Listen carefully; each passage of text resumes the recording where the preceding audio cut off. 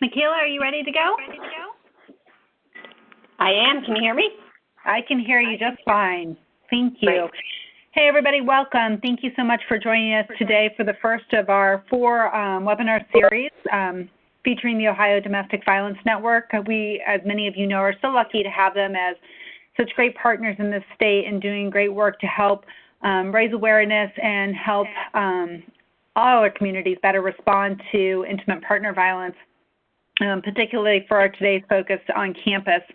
So I am so glad that you can join us. Many of you attended the Intimate Partner Violence Summit last March that the Department of Higher Education sponsored, and so for those of you who did attend, you probably remember Michaela as she served as a part of our panel at that workshop. So thank you, Michaela, for being willing to give of your time today to talk to us about legal remedies. Some quick housekeeping items before we get started. Just a reminder, if you can mute your phone or whatever device you're using to listen in to our webinar today, please do so. We will be recording this, and that provides some privacy and eliminates some of the background noise that can be disruptive, not just in the recording, but also to our presenter or others listening in today. If you have an iPad or a tablet that you're also working from as you're participating in the webinar, or if you're doing some work on your cell phone, I ask that you keep it away from the computer or the phone if you're listening in from a landline in your office as much as possible. We have had some issues in the past with some of those devices creating some interference within the presentation. There is a chat room up on your screen. If you have questions throughout, I ask that you send those questions either to everyone or to myself. And then if in the event that Michaela has an opportunity to do some questions, I will let her know what questions have been brought forth by participants today. She does have a lot of material to cover, so we will focus on getting that material. But certainly if you have questions, please free to send those through the chat room to me, and I will pass them along. If you are not aware, there was a handout that Michaela provided for her presentation today. If you have not been able to download that from the ODHE website, I just invite you to go back to the same place where you clicked to log on to this webinar today, and just below Michaela's webinar information, but before the one for next week, you'll see a little bullet point with the PDF on it. I encourage you to pull that up on your screen as she will be referring to it during her presentation. So that's enough for me. I will turn it over to Michaela and let you get started. So thank you once again, Michaela, for joining us today. Thank you. My name is Michaela Deming. I'm the staff attorney for the Ohio Domestic Violence Network. We'll talk a little bit more about what I do coming up in our slides, but we run a legal program for survivors of domestic violence. We provide pro bono legal services, sometimes in Title IX proceedings, and I have done some of those myself as well. I'm doing some of those myself as well. If you have questions, I want to make sure that this presentation, this material is as useful to you as possible, so please feel free to ask them as we go. I will do my very best. There is a lot to get through today. What we're going to be talking about this afternoon is very briefly, unauthorized practice of law for those of you who are not attorneys or who are attorneys and want to be very clear that you are not crossing any lines with practice of law as it relates to students, plaintiffs, survivors. We're going to go over that very briefly. We'll talk about civil protection orders, very briefly other civil and criminal options for survivors on campus, some trends in retaliation, and then some resources. I understand that we're specifically focusing on domestic violence today. All of the options that we are going to talk about are going to also be available in some form to sexual assault survivors. So this might be useful to you in some of your other cases as well. Talk about unauthorized practice of law very quickly. We do this specifically with advocates. This might be something that you want to make sure that advocates on your campus or the people that you supervise are very clear on. And that's the unauthorized practice of law, which boils down to 2 basic principles. If you are applying the facts and circumstances of the person in front of you to the law, or tailoring your advice to the specific needs of the client, you're practicing law. And if you are exercising professional judgment of a lawyer, like I think you should file for a protection order, or I think you should not, or I think you might get one or not get one. That would be exercising professional judgment. The penalties for practicing law without a license is a first-degree misdemeanor, which happens to be the same criminal penalty as domestic violence in our state.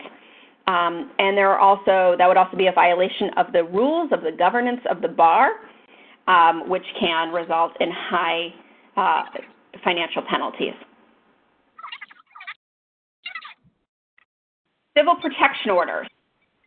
So I want to start by saying that civil protection orders, the person who might want to file for one has to first determine if they are eligible, and then if it's a good idea, if it fits into their larger safety plan. So if you are not the one who is doing the larger safety planning with the client, this is a conversation they should probably have with that person, and their eligibility is going to be a conversation that they should be having with an attorney.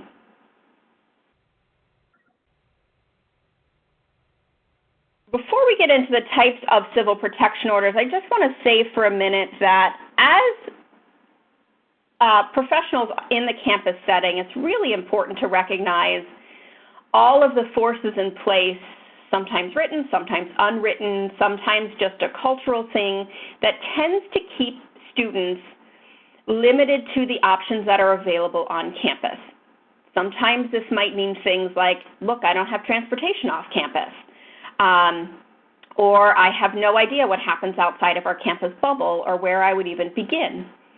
And so it's really important, and I highly encourage your offices to have resources available, information available to help bridge that gap between what happens in your or on your campus bubble, and then have someone who can help bridge that. So if you have advocates on campus who are assisting with survivors, these are some of the things that they can help with.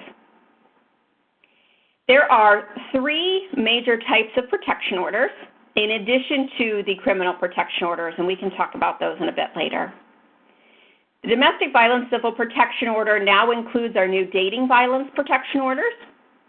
We also have stalking protection orders or sexually oriented offense protection orders. So you should see that these largely cover the things that you're handling in your Title IX matters. And then we have juvenile protection orders, and those are going to be for respondents that are under the age of 18.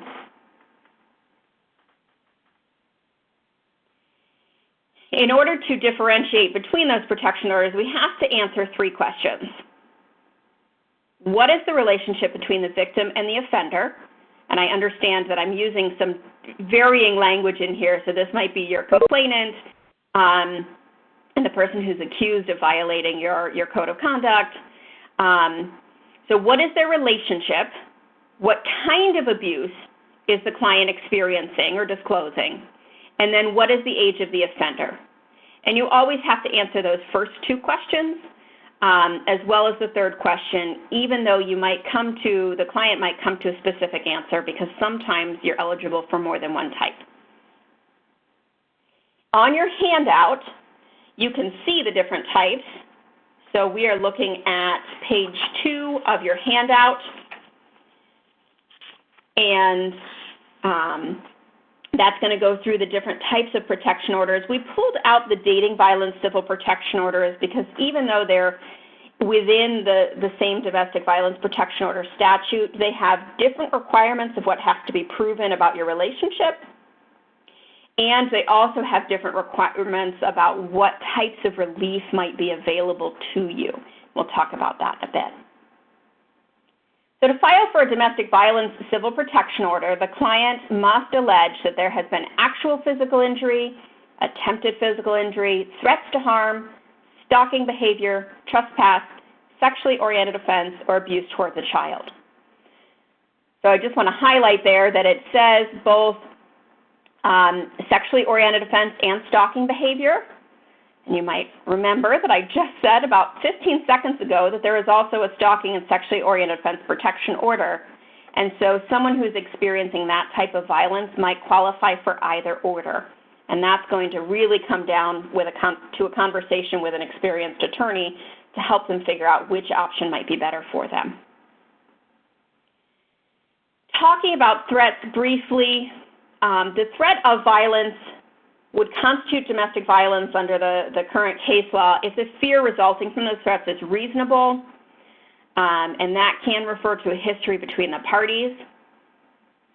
And current incidents of domestic violence are to be considered, but there still has to be a threat of present or future violence. And the petitioner, that's the petitioner for the protection order, that might be the complainant in your case, must be in fear at the time of the incidents took place. So there's a lot of case law around threats and whether or not they're going to qualify. Again, this is a great opportunity to refer this person out, even as an advocate, refer them out to an attorney to have that conversation about whether this is going to be a remedy for them. So who is covered under these protection orders? Under the Domestic Violence Civil Protection Order, we're looking at a family or household member. This is going to get a little bit more tricky when we start to talk about a dorm room situation or several people living together in an off-campus housing, sharing space. So this is limited then to spouse, former spouse, persons living as spouse. And that generally means people that are commingling their funds. So they're paying for bills together, sleeping together, holding themselves out as a couple. Those people can qualify as a family or household member. Related by consanguinity, which means blood, or affinity, which means marriage, and people who have a child in common or who have lived together in the last 5 years. Same-sex couples have been included for a very long time in Ohio, even before Obergefell came down. Some dating relationships qualify under the Domestic Violence Civil Protection Order. Some of them are now qualified under the Dating Violence Protection Order, and there might be, again, some legal decisions that need to be made about whether the dating relationship really qualifies under family or household member, or whether it qualifies under our new dating violence law. Stepchildren, step-parents, and foster parents also qualify there. Our Dating Violence Protection Order statute is very new, which means that we don't have case law yet to tell us what it is that the courts are going to require about the proof around a relationship of a romantic or intimate nature. I will say that this is for adults only. So if you happen to have students on your campus that are under the age of 18, they are not going to qualify for this. And the relationship has to have been within 12 months before the conduct in question. So if the relationship ended 13 months before whatever the violent incident was, then that's not going to qualify either. And so this is meant to capture the people who did not live together, but were dating. And again, the definition of what it's going to mean to have a relationship of a romantic or intimate nature and what we have to do to prove that is still up in the air. Pets have been included. I apologize for the doggies taking over the text there. Animals can be included on protection orders. That is a big reason why some people choose to stay in abusive relationships or not leave, because they can't take their pets with them. I know this again can become an issue on campuses when pets can't be in dorm rooms often or can only be in certain off-campus housing, and who's going to be able to keep the beloved pet, and things like that. And so pets can be included on these protection orders, which might assist someone in leaving an abusive relationship. I'm going to go briefly through the stalking and sexually oriented offense protection orders because they relate to domestic violence as well, and I know that domestic violence is our focus for today. For a stalking or sexually oriented offense protection order, these orders are going to go through your common pleas court and not through your domestic relations division of your common pleas. This is often going to go through the general division in most counties. These are the protection orders that are available if there is no family or household relationship, when you think back to those three questions that we're asking, or if the violence is stalking or sexually oriented offense, and the respondent is an adult. So even if there is a family or household, there may very well be a reason to file for a stalking or sexually oriented offense protection order instead of a domestic violence order.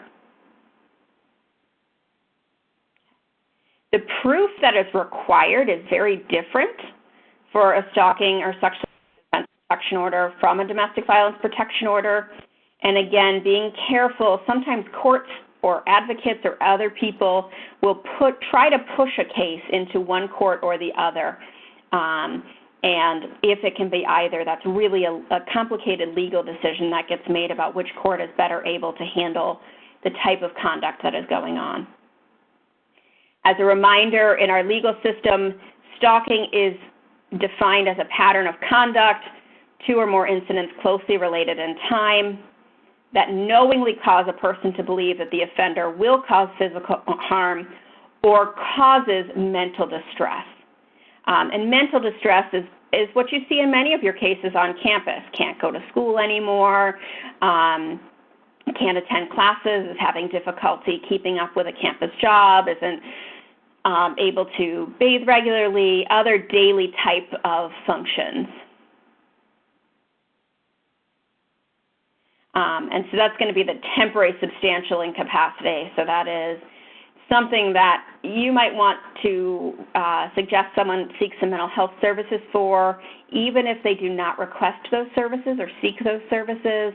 That is still something that would qualify under mental distress. We're looking at sleeping, eating, going to work, going to school, keeping up with homework and grades and things like that. In our SUPOs, or sexually oriented offense protection orders, the petitioner is going to actually have to prove the sexually oriented offense or stalking. So the petitioner or the complainant in your case is going to be looking at what looks very much like a sexual assault trial or a stalking trial, a criminal trial, the prosecutor doing the legwork, and without the benefit of the state picking up the attorney or anything else. We are finding that in these cases, there's a lot more pushback and a lot more fighting from the respondent for these protection orders, especially when the student is, when the petitioner is a student, because we believe it's because the respondent has a lot on the line in these cases and getting a determination that the sexually oriented offense or stalking occurred. I know that some of you on your campuses have clients, have students that have children as well. Just a quick note that child abuse is also considered domestic violence, and that is one of the mechanisms to get a protection order. The abuse to the child has to be different from parental discipline, reasonable parental discipline. We've got factors here, of course. You are allowed to discipline and use corporal punishment on your children as long as it does not create a substantial risk of harm to the child. It's a very difficult line and something that, again, would really benefit from an attorney speaking with the client to figure out whether or not that's an available avenue. Children can be protected parties on cases where it was a sexually oriented offense, a stalking, or a domestic violence protection order or dating violence protection order. Courts are really hesitant to do this without some sort of display of direct child abuse or the children witnessing significant abuse and being traumatized as a result of that. And so just a note there that that's not necessarily an easy or surefire way to keep kids protected when they get wrapped up in or directly abused by the respondent in these cases. So for those of you who have students who are under the age of 18, when a respondent is a juvenile, so this has nothing to do with the age of the complainant or the victim, this is just about the respondent, the person who has been accused. If that person is under the age of 18, then the juvenile protection order in a juvenile court is the only option. You've got to prove the same things as you do for the other protective orders, except dating violence, which is not available to juveniles. And in the juvenile court, the respondent, the accused, is likely to receive an attorney for free, even though the petitioners will still not get a free attorney. This is the only place where there's going to be a free attorney provided by the state or by the court, if you will. But we have no instances where that's going to be provided free of charge to the petitioner, to the complainant. There's some complicated things about how children are included on protection orders, but I think that's beyond our scope for today. If you have questions on that, please let me know. There is also a trend for mediation in these cases, which is something to be careful about because of all of the coercive control and domestic violence relationships. And I know we're a little out of order. You're going to hear more about that in the coming weeks. But that is something to be careful of when young people are being sent into mediation to try and work out issues related to domestic and sexual violence. Okay.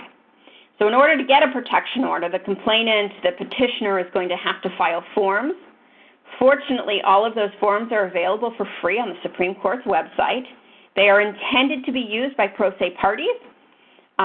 So if they cannot afford an attorney or are unable to get an attorney in the time frame that they need one, the forms are all available. The instructions are all available. That is all available online. If you've ever tried to use the Supreme Court website, it is notoriously difficult to navigate. So I recommend just Googling the term Supreme Court Civil Protection Order forms. We are publishing brand new forms that we are hoping will be adopted and published in June. Those will include the very first edition of the Dating Violence Protection Order forms. They have not yet been released. They have not yet been approved by the Supreme Court, but we have worked very hard on those. We expect them to be passed and issued in June. Some other suggestions. These are kind of specific suggestions for the petitioner, recommending an on or about instead of a specific date or time to help with alibi defenses for the respondent. We know that with trauma and the way memories record when survivors have experienced trauma, because survivors have experienced trauma, sometimes dates and times and things get a little wonky. So using on or about can really help preserve that, the ability to present that evidence in court. There is some case law that says past acts of domestic violence are not enough. There has to be some evidence presented to the court that there continues to be a fear. And I know that some campuses are doing that evaluation of ongoing threat or ongoing fear on campus. The court wants to see that there's some harm that could happen if they don't issue an order immediately. That is actually a very low bar in the courts, much lower than I have seen happen on campuses. And the detailed affidavit that the petitioner is going to submit should cover all of those acts of violence that have happened and the threats, that pattern and history of coercive control. And as it stands now, this is about to change with our new forms. Some petitioners forget to check the box stating that they need an emergency order, that they're looking for an emergency order. And if that box is not checked, most courts will not consider that application for an emergency order, which has caught some people up. So how can you help? These protection orders are much more powerful than anything that is going to happen on your campus. Giving this kind of off-campus option information to survivors, complainants is really critical to them understanding the full scope of the possible protections that they have. There are vastly different standards of proof, the rule of law, access to things like case law and being able to uphold rights happen very differently on and off campus in different processes. So this is a really critical piece for a lot of students who are facing Title IX issues. Have the resources available to them. There are free and reduced cost attorney options in Ohio for domestic and sexual violence. Those attorneys should be trained in domestic and sexual violence law. They should be trauma sensitive, the same kind of things that you would look for in a mental health provider. Not just someone who is licensed, but someone who has specific experience working with survivors of domestic and sexual violence, and who are familiar with the current trends in treatment. Same thing for an attorney. We have the Crime Victim Compensation Fund also, which will pay an attorney to litigate a protection order on behalf of a petitioner, the complainant. We also have other programs like the program I work for, the Ohio Domestic Violence Network. Our sister network, the Ohio Alliance to End Sexual Violence, also provides free attorneys for these matters. I would also encourage you to, if you're listing these resources or have these resources available to hand out, understanding a little bit more about the financial criteria. Some of these are going to count students as still living with their parents, which sometimes raises some financial eligibility issues. Others will say the students live on their own. Some will count however many people live in their off-campus housing. So just a little bit more clarity around those student-specific issues when trying to get specific resources to students. Some communities have self-help legal centers. Those are normally located inside of your courthouse, but that's something you can absolutely ask about. A lot of advocates and local community organizations around domestic and sexual violence also have trained staff that can help at least navigate the process, if not actually give legal advice. And then we have a pro se manual, which the handout is actually a piece of for survivors who are unable to get attorneys to help them represent themselves in court. And so this is available online and can be used to hand it out to those survivors. So for remedies on these different types of protection orders, I want you to flip to page 3, and this is going to continue on page 4 and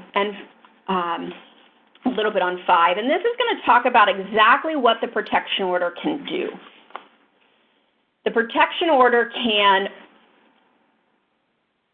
force a respondent to not be at a certain place, and that includes on a school campus. And so when I said that these orders are really powerful, protection orders can effectively get a respondent removed from campus. I've seen this happen in high schools. This can also happen on college campuses where a protection order says you're not allowed on the premises of the school of the petitioner.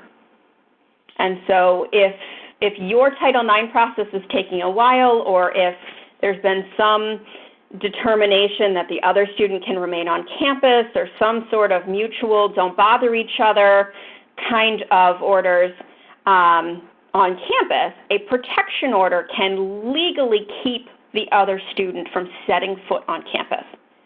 And if the other student would, it would be enforceable, fully enforceable by law enforcement, resulting in arrest and prosecution for first-degree misdemeanor.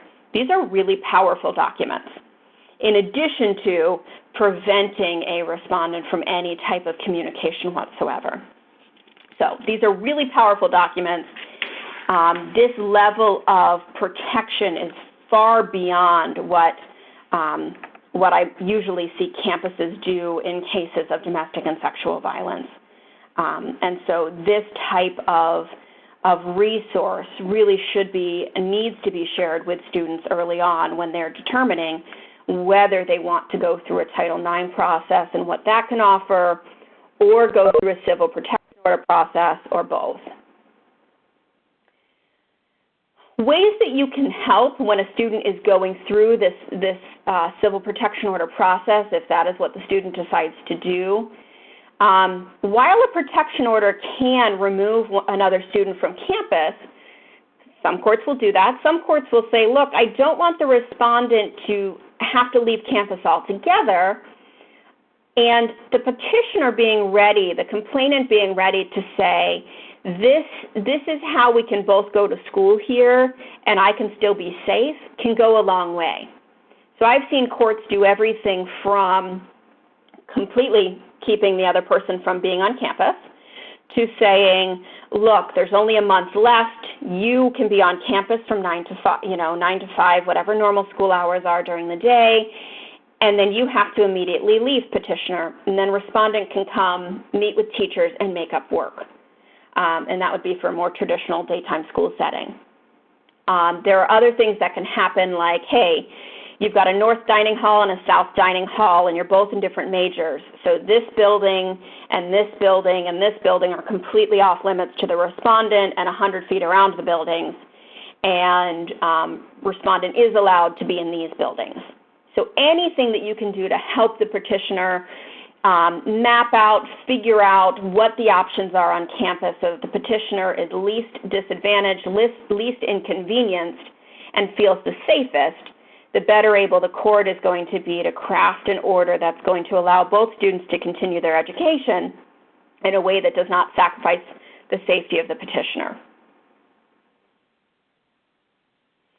Just a note here on protection orders and custody. This stuff gets really in the weeds, but when you've got students who have a child in common and there's an issue, or maybe it's a student and somebody who's bothering the student on campus, the basic premise here is that a custody order can change parts of a civil protection order. And so it's important that a petitioner or a complainant know that just because the protection order is ultimately granted or agreed to does not mean that the litigation is over or that those safety measures are going to stay in place, unfortunately. That those can change if there is a subsequent custody decision. And so that some of that protection can be eroded. We did not talk much about civil protection orders in criminal cases. There is some overlap between a temporary protection order, which comes out of a criminal case. So that would be if a crime is filed, if there's a complaint for criminal action that is filed, and a temporary protection order is requested. In some communities, that is requested by the victim of the crime, the victim witness. And in some communities, that is done by a police officer at arraignment. Once that protection order is issued in the criminal process, it lasts only as long as the criminal case is pending. So that could be a couple weeks until there's a plea deal, or maybe a case gets dismissed, or it could be for several years in larger cities and felony cases where it takes 2, 3, 4 years to get to trial on a sexual assault case. So there's a lot of uncertainty around that temporary protection order. It also provides less in the way of protective measures, remedies, as you can see in your handout. If there is a temporary protection order and a civil protection order is sought, oftentimes the temporary protection order will immediately cease. And so again, there's some legal issues here around the timing of filing for a civil protection order if there is a criminal case pending, and the complainant, the petitioner, should really talk to an attorney about those. To enforce a protection order, and this would be the enforcement of any of the civil protection orders, the petitioner can call law enforcement to have respondent charged with a violation. The survivor can also file a contempt action, but that takes a lot longer. It costs money, and it would require the petitioner to go in pro se or to pay for a private attorney to do that.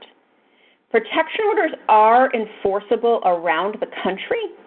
So if a student is on campus and shares with you a protection order from another state, another county that is not in your immediate jurisdiction, under full faith and credit, qualifying protection orders are fully enforceable across the country, even if it was issued in Colorado or Delaware or anywhere else. So when a protection order is enforced through the criminal system, that is going to be a first-degree misdemeanor for the first offense that actually can escalate up to a felony violation of a protection order for subsequent conviction. We have a brand new law in place that no longer requires service of a protection order for it to be enforced, which can be important. So if the respondent or defendant has seen a copy of the protection order, they can no longer use, or have been told about it, they can no longer use failure of official service to say that they cannot be convicted of violating that protection order. If the survivor chooses to, or is in effect forced to go through the civil court for a civil contempt of a protection order, that would be set for a hearing. The respondent is going to get a free attorney if they cannot afford one. Again, not the petitioner. The person accused of violating the protection order would get a free attorney. If they are found guilty, there is an opportunity to purge that contempt or cure it before they would have to do any jail time. So how can you help when there's a protection order in place already? You can really help the enforcement of those provisions on campus, making a clear statement that violations of that protection order will not be tolerated, that you've seen a copy of it, that be incorporated into whatever your Title IX temporary safety measures are, and helping both parties really figure out whatever the order says. Hopefully they have their own lawyers, but helping them figure out, okay, you're allowed in North Campus dining from 8 a.m. to noon each day, and those are the times. Let's make sure that your course schedule allows you to get the meals that you need, and then you need to get out of there. So that there's no, oh, I had to be at such and such a class, and kind of allowing for or permitting there to be some sort of excuse that happens, which isn't good for anyone, right? Because the respondent then can get a violation and have to try and explain that excuse to the court, and the petitioner feels less safe because there's an order that isn't being fully followed. This is likely also a type of crime that your local police is handling and not your campus police, if you have a difference, but making sure that both parties understand. If there's a violation, you're calling the local police or you're calling the campus emergency number, making sure that the right people have copies of those protection orders. Those are all things that you can help with to keep both students, the petitioner feeling safe and the respondent from getting into any more trouble. I want to make a note of these trends in retaliation, and I'm assuming that many of you are going to have seen these already, but it's important to remember that this is what complainants, petitioners, survivors are up against in a unique way when they raise a disclosure or an allegation of domestic or sexual violence on campus. We are seeing a proliferation of defamation of character lawsuits against survivors, lawsuits against universities. Some of these might even be your universities, I'm going to show in a moment. Lawsuits against survivors for legal fees in protection order cases, cross petitions, right? You are alleging I strangled you, but you scratched me, and so I'm going to file for a protective order as well. Criminal complaints against survivors. We've seen that for filing false police reports, even when the police are currently investigating the domestic violence. If the survivor has moved on and has a new partner, we see even more protection orders filed by the old abuser against the new partner in an effort to control the survivor and the survivor's ability to move on and with his or her life. Here are just a couple of quick examples. These are actually all listed on a voiceformalestudents.com, or they were. And this is a concerted effort to try and silence survivors on college campuses. The database of lawsuits against colleges and universities. There are lawyers in Ohio specifically working to try and bring down any protections for survivors on college and university campuses in the state of Ohio. So we have, this one's from Columbia, and a student, a lawsuit against the university for a survivor talking about what happened to her, or displaying that she was a survivor on campus. A Case Western University case, a medical student expelled for sexual misconduct filed a lawsuit, sought reinstatement. Denison was sued over an investigation into unwanted sexual contact. University in Cincinnati was sued for violating the rights of accused students. And there are many more where this came from. Again, I'm sure that you've seen them in a more direct way than I could, showing you them on a screen. But there is a very concerted effort to make sure that, this one says specifically male students, but that accused students are not being fully investigated or held accountable for their actions on college campuses. I will say specifically that when we get outside of the Title IX realm, we end up with a preponderance of the evidence standard in civil protection order cases. And so that might actually be an easier burden of proof for a student who needs some safety and needs the ability to have an attorney present evidence and cross-examine witnesses and things on his or her behalf. Things that don't often happen in the college campus process. And sometimes the college process or the Title IX process is what the student needs if it's going to fully protect their safety. I want to make a note about privacy here. I think this sometimes gets lost. Any time that a survivor comes forward, and I'm going to say this is also true for Title IX cases. It happens every time I'm involved in a Title IX case. That any time the survivor, complainant, petitioner comes forward, their privacy is going to be attacked in ways that go beyond what has to actually be disclosed to apply for some sort of protection through the university or the civil or criminal court process. I routinely see therapy records, medical records, any type of advocacy assistance records being subpoenaed, being sought by school, by the accused party, by the respondent, by the attorneys, and this is a real invasion of privacy for these survivors, and so they have some really difficult decisions to make prior to beginning an action. This is true for custody cases as well, the deposition and discovery process, even though that is different in your Title IX processes. Just think about how much privacy has to be given up so that the accused student can make a go at any therapy records for you. I've seen them go after records for the entire family. It's a big ask for a survivor to come forward on that. And when we're talking about minors, the ability to release any of that information under FERPA and HIPAA gets even more complicated. As we move into our closing here, I just want to mention a few other civil legal options.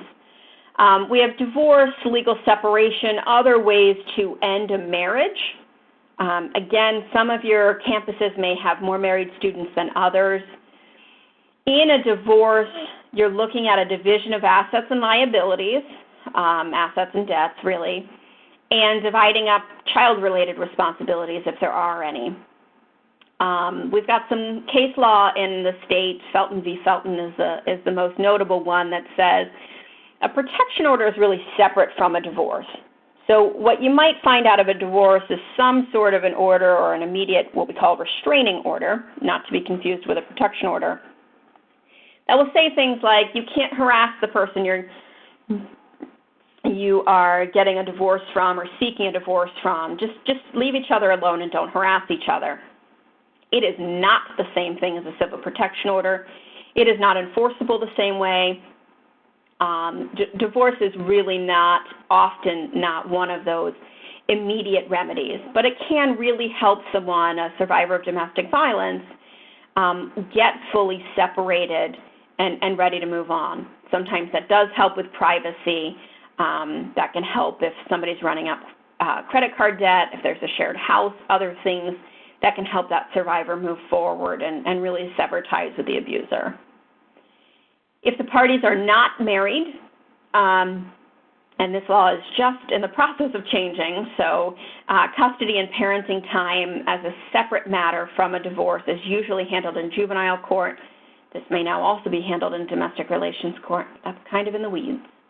Custody and parenting time, the courts are going to divide up the cost of raising the child or children, the decision-making, who gets to decide if the kid is playing soccer or taking AP French, and who has time with the children and when, what that looks like. Again, we're not really talking about short-term safety in this. There might be some longer-term safety matters in here, like we're exchanging kids at a police station, but these really are not matters to address immediate safety concerns. These are really about fully separating from an abuser for the long term. And then, of course, there are civil suits. We've got, you can file for damages against an abusive spouse, against the person who sexually assaulted you, to recover financial loss. The university could be sued by a complainant. I know that most often happens by the accused student, but that can also happen the other way around. On the criminal side of things, so we've got three main buckets, really, that I talk about when I talk to clients about violence that has happened on campus or with another student. And that is your Title IX process, which you're familiar with, the civil process, processes that I've just explained, usually protection orders when we're talking about immediate safety, and then the criminal process. The criminal process is not survivor-driven. You can have fantastic evidence, and the law enforcement and prosecutor can decide to not collect it. They can decide to not prosecute it once they have collected it. Or if the survivor doesn't want the criminal process to go forward, the prosecutor can go forward with it anyway. The criminal process can take a very, very long time to determine if charges are going to be pursued. And I'm talking like a year, 6 months to a year, sometimes longer. And so when we think about how it happens on TV, right? The crime happens, the police get called to the scene, and then we've got charges filed almost immediately, and then within the hour it's all wrapped up, right? Domestic violence generally happens quicker than that. Sexual assault investigations can take forever. And so this is usually not the process that is going to give any immediate relief. It's the process that is more likely to get some compliance around safety right away, but only if once the case gets filed. It is the prosecutor who decides whether there will be a filing, whether the case is going to be dismissed, what punishment is sought. The prosecutor can decide that the abuser should get some sort of deferment or should be able to go and take an anger management class, which does not address domestic violence at all. That's a separate topic, even if that's not what the survivor wants. The survivor might be asked or forced to testify. So similar to Title IX processes where you say, you know, you can be anonymous until you can't be anonymous anymore, same kind of thing. Survivor, you can say that you don't want to testify and not be in a place where you want to testify. That decision is not up to that complainant, survivor, victim. It is up to the prosecutor in the criminal case. Punishment in the criminal process is limited. There is rarely any jail time for these offenses of domestic and sexual violence. Sometimes you're going to get restitution payments. These are fellow students, so their ability to pay restitution is probably not great right now. There can be some probation with some probation conditions that might be helpful, and probation enforcement, which can be helpful. But this is not something that the survivor gets to determine, and whatever the punishment is may not address safety concerns, may not address the physical or emotional damage that was done in the commission of the criminal acts. Probation can include things like batterer's intervention. I can't figure out how to do raise of hands, but there are many parts of our state where there is no batterer's intervention program, or the program that is held does not comply with any of the national standards around batterer's intervention or the evidence-based treatment. There are sex offender treatment programs, same deal. Being able to find one and find one that follows best practices is just not something we have all over Ohio. There is something in the criminal process called a stay-away order. It is not the same thing as a protection order, although when those new forms come out in June, there will be a new order that will come out with that. Generally speaking, the stay-away order is a condition of pretrial release or of the probation, and any violation of that is going to be reported to the probation officer, who then decides whether they're going to bring a violation notice to the court, and then the court is going to decide if there's going to be a punishment. That process can take weeks as opposed to a civil protection order violation, where law enforcement is called and is supposed to report to the scene and arrest if they have probable cause.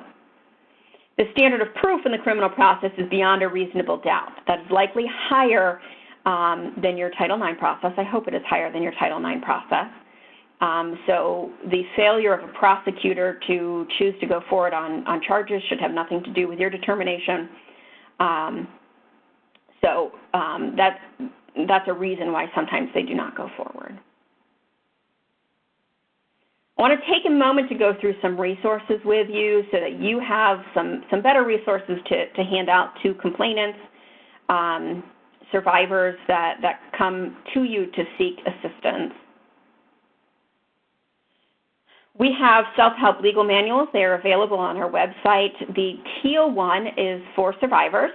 The orange, yellow, orange, goldenrod maybe version is for students who, well, in your case students, but for survivors who are currently incarcerated, for those of you who go and do classes in the prisons and jails, and for those who are reentering after being incarcerated. There's some specific materials in there for them. The Ohio State Legal Services Association, so this is like your legal aid. They have some resources on their website, and it's just a reminder there are legal aids that cover all of the counties. Some are more visible in some counties than others, but that is potentially an option if the student financially qualifies for assistance with filing for a protection order or some other civil legal need, some kind of housing, other things that come up. This is another version of the website, or page on the website. Again, lots of links to different types of information that can be available to them online just to read through. The Supreme Court website, this is a specific screenshot of their interpreter services program. Like I said, this is a really hard website to navigate through, so I encourage you just to Google if you need protection order forms. Just Google Supreme Court Ohio protection order forms, and you will find them. In the same way that there are forms for custody cases, there are forms for divorce cases, along with instructions on how to fill all of those out. For other legal resources, we have, as I mentioned, the Ohio Domestic Violence Network and the Ohio Alliance to End Sexual Violence. And our programs are called Legal Access Works programs. And we provide services, free legal services to survivors of sexual violence, domestic violence, and stalking. and there are some national resources as well. Women's Law, Battered Women's Justice Project. The National Clearinghouse does work with survivors of domestic violence who are charged with crimes, which happens too often. There's the Legal Resource Center on Domestic Violence, which handles interstate custody matters. National Council of Juvenile and Family Court Judges probably is less useful for the client specifically, might be really useful to you about how those different systems work. And then Know Your Nine for campus issues. Here's my contact information should you ever need to reach out to me about any of this. I guess to wrap up, I just want to say, and I'm happy to take questions, that giving survivors, complainants, students that come forward and disclose access and encouragement to consider off-campus resources around their civil legal options, I think is really critical.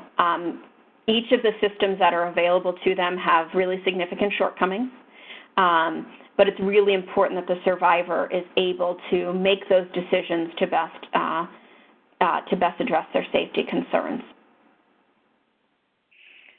Michaela, thank you so much. At this point, I don't see any questions from the group, but just a reminder to everyone that the chat room is on the screen. If you'd like to submit a question, you can select my name from the drop-down menu or just send it out to everyone, and be sure to relay that to Michaela in the couple minutes that we have left. Michaela, any additional parting thoughts specific to campus work that you've been seeing recently, or anything you just want to touch upon one more time?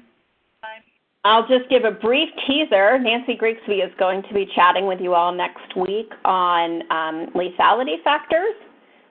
One thing that I'm finding in my Title IX cases that schools are not yet fully educated and equipped to handle are strangulation cases, which I have had a lot of recently with younger and younger students. And I know that she's going to be touching on that. If you have a need for any or a desire for any additional training on strangulation and how incredibly lethal that is, please feel free to let us know. I'm astounded by how significant strangulation is in dating relationships and how many, mostly women, are experiencing strangulation this early on. ODVN has been working a lot on traumatic brain injury around domestic violence as a result of both having your head directly banged into a wall, kicked, but also the strangulation and how frequently the strangulation is causing traumatic brain injury in domestic violence survivors in a way that's not really being tracked or addressed as the really seriously lethal type of violence that it is. Thank you. I know Bruce and you all and many others have been doing a lot of great work in that area, or trying to push that forward, and so I'm excited to hear that we'll be touching upon that next week. For everybody, that's the April 9th webinar, and the link to that is up on the ODHE website. Nancy has also provided some materials for review or to be included with the webinar, so if you're planning to participate, feel free to take a look at those materials and have them ready next week as well. Still not seeing any questions. I know we said we go to 1:15 today, but there's no reason to hang out if questions are not coming through or anybody doesn't have them. So, Michaela, I just want to thank you again for your time and for your expertise today. Everybody, Michaela's contact information is up there. She has offered to talk with you or try and help you if you have questions that come up after today's webinar. There's also a recording of it, so if you'd like to re-review it or pass along to others on your campus, please just feel free to email me directly, and I'll be happy to provide that to you at a later time. So thank you to everybody today. Michaela, thank you, and I hope everybody has a great rest of your week. Thanks. Thank you.